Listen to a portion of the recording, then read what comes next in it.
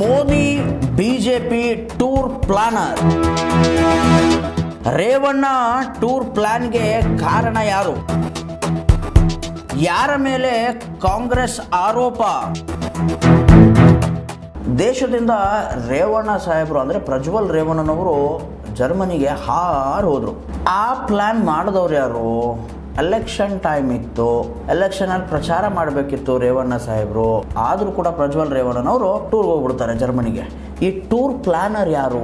ಇದಕ್ಕೆ ಕಾಂಗ್ರೆಸ್ ಏನ್ ಹೇಳಿದೆ? ಯಾರ ಮೇಲೆ ಆರೋಪ ಕೂಡಿಸ್ತಾ ಇದೆ ಕಾಂಗ್ರೆಸ್? ನೋಡ್ಕೊಂಡ್ ಬರೋಣ ಬನ್ನಿ. ಪ್ರಜ್ವಲ್ ರೇವಣ್ಣ ಅವರು ಭಾರತದಿಂದ ಹೊರಗೆ ಹೋಗುವ ಕಾರ್ಯಕ್ರಮವನ್ನು ಪ್ರಾಯೋಜಿಸಿದವರು ಬಿಜೆಪಿ.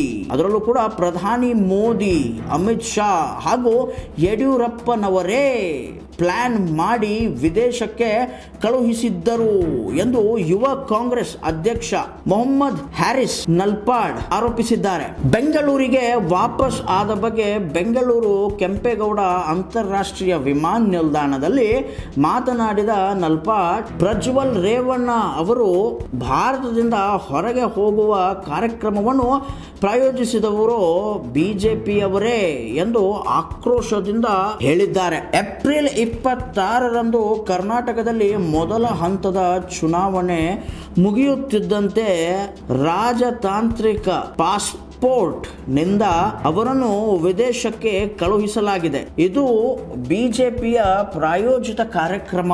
ಇದೀಗ 7ನೇ ಹಂತದ ಮತದಾನ ನಡೆಯಬೇಕಿರುವ ಸಂದರ್ಭದಲ್ಲಿ ವಿದೇಶದಿಂದ ಕರೆಸಿಕೊಂಡಿದ್ದಾರೆ ಎಂದು ತೀಕ್ಷ್ಣವಾಗಿ ಆರೋಪ ಮಾಡಿದ್ದಾರೆ. ಇದು ಒಂದು ಒಳ್ಳೆಯ ಆರೋಪ ಎಂದು ಎಲ್ಲರೂ ಹೇಳ್ತಾ ಇದ್ದಾರೆ. ಅದರಲ್ಲೂ ಕೂಡ ಕಾಂಗ್ರೆಸ್ನವರು ಒತ್ತಿ ಒತ್ತಿ ಒತ್ತಿ ಹೇಳ್ತಾ ಇದ್ದಾರೆ. ಯಾಕಪ್ಪ ಅಂತಂದ್ರೆ ರಾಜತಾಂತ್ರಿಕ ಪಾಸ್ಪೋರ್ಟ್ ಮೇಲೆ ಅವರನ್ನ ವಿದೇಶಕ್ಕೆ ಕಳಿಸ್ತಾರೆ. ಆಮೇಲೆ ಎಲೆಕ್ಷನ್ ಲಾಸ್ಟ್ ಹಂತದ್ದು ಏನಂತೀರ ನೀವು, ಇನ್ನು ಮತ ಚಲಾವಣೆ ಐತೆ, ಇನ್ನೇನು ಫರಕ್ ಬೀಳಲ್ಲಪ್ಪ ನಮಗೆ ಅಂತ ಅಂದಾಗ ಅವ್ರನ್ನ ಮತ್ತೆ ವಾಪಸ್ ಕರ್ಸ್ಕೊಂತಾರೆ. ಸೊ ಏನಿದು?